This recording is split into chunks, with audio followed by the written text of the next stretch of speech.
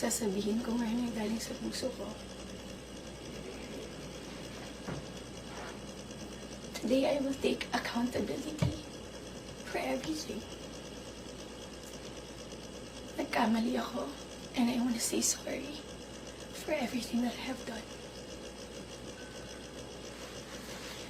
It all started last June of 2024. I was in a very dark place. I was lonely. And I was getting attention from Anthony. The kind of attention that I needed. When I sensed that there was this brewing attraction between Anthony and I, nadala ako sa emotions ko. And I knew that was wrong. I came clean right away. I told my ex everything, and I admitted things to him, and then we broke up. It wasn't easy. It was very hard for me, too. I announced the breakup. The reason why I became so emotional during the interview, because I was holding back a truth. Yun yung totoo.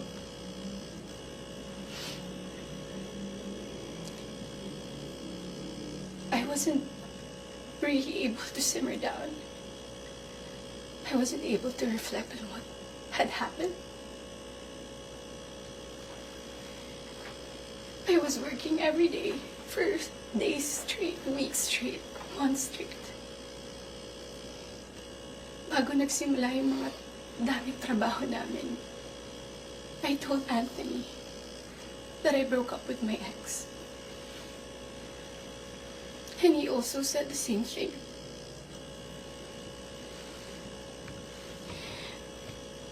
Mind you, I was in a very lonely place. I was so lonely. And I was so vulnerable at that time. Like everybody, nakaka-break lang. You would be so vulnerable. I was working every day. At sa lahat ng trabaho na yun, kasama ko si Anthony. Aaminin ko, sa araw-araw na pagtatrabaho namin, nahulog din yung loob ko. He would be very sweet to me. He would be such a gentleman to me. He would say things to me. He would tease me on the set in front of other people. He would tell all the people who were close to me that he was single. So, I was confident to act a certain way around him on the set. Because in the eyes of the people there, we were both single.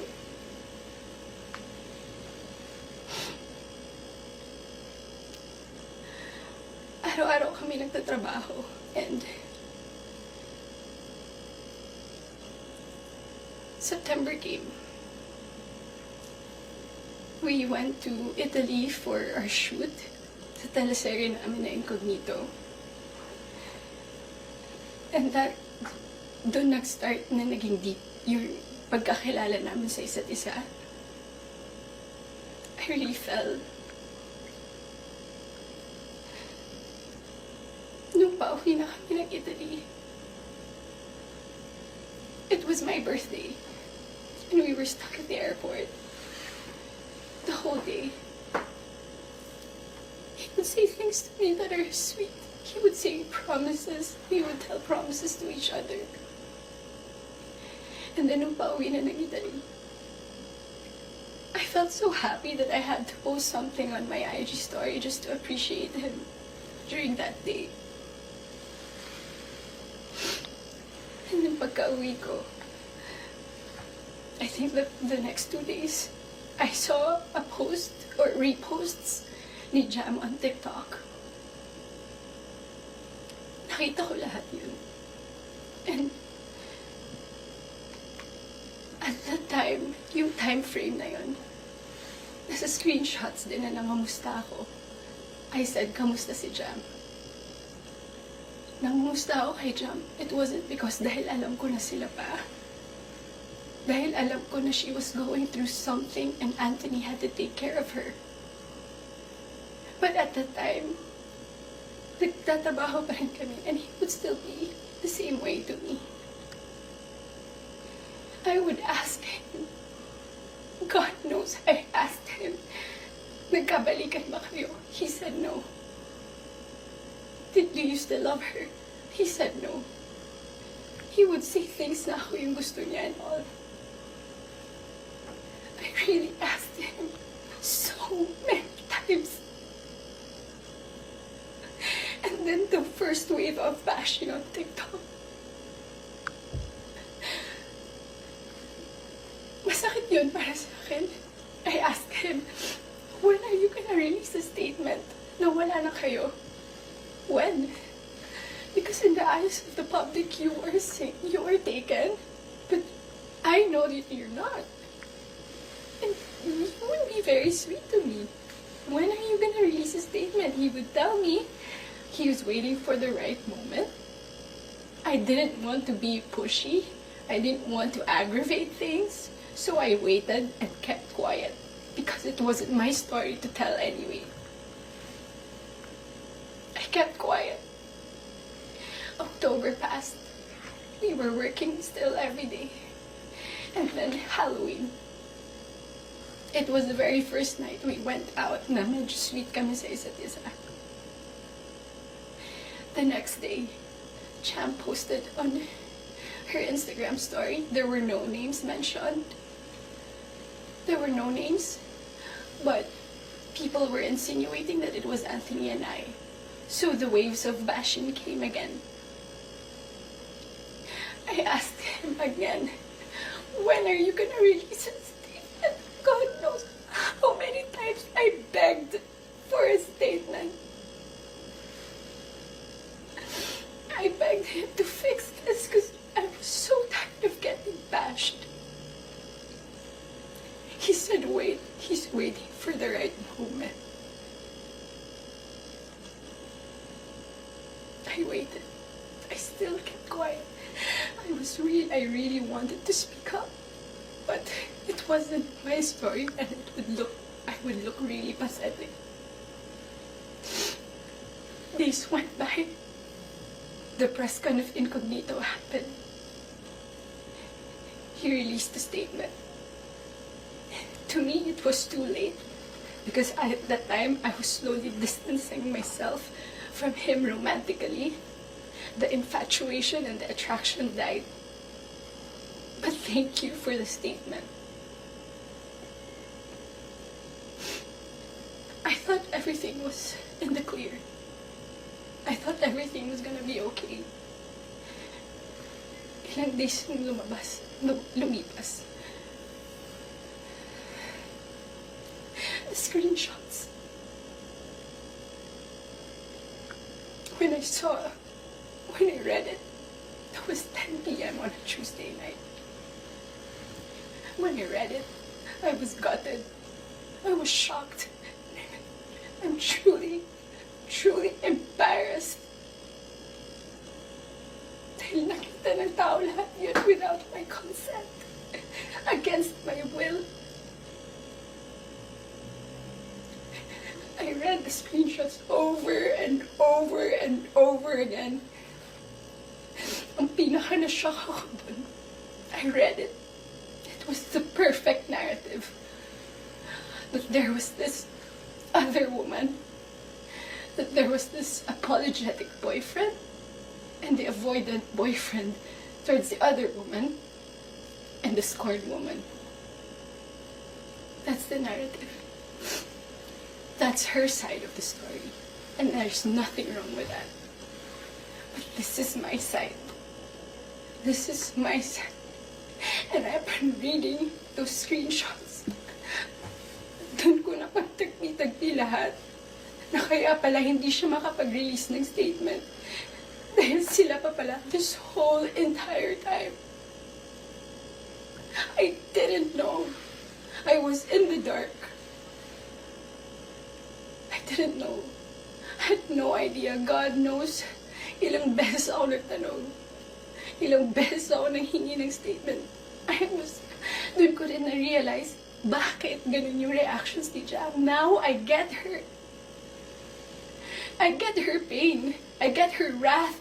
I get her anger. Kaya pala ganun. Because she was clueless about everything. I was clueless about everything. We both believed kung anong mga nasabi sa akin. Maybe iba yung sinabi sa kanya. And I can attest that iba yung sinasabi sa akin. That's my side of the story. I have so many things to say.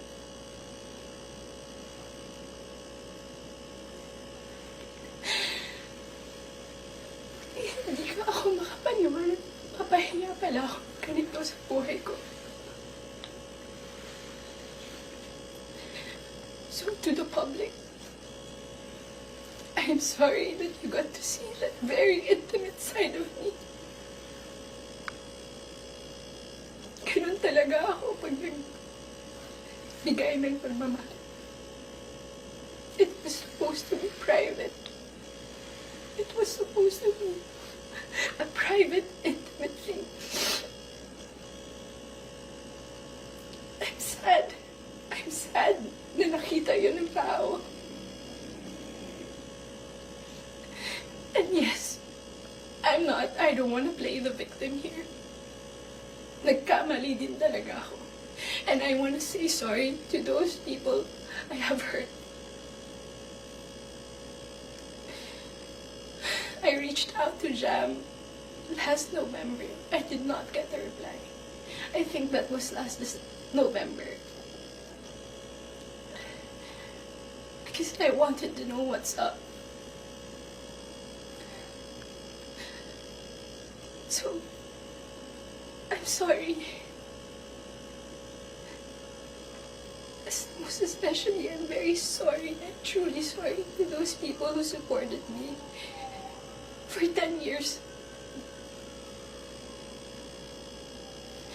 Alam nila lahat na ginapang ko yung career ko. Mapunta lang sa kung saan ko gusto. Ginawa ko lahat.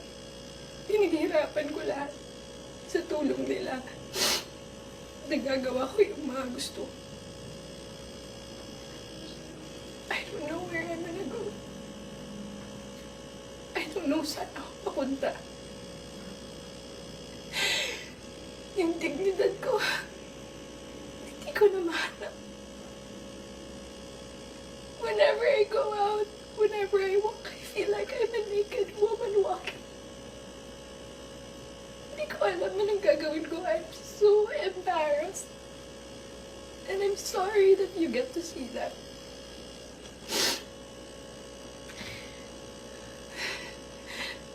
But I can assure you,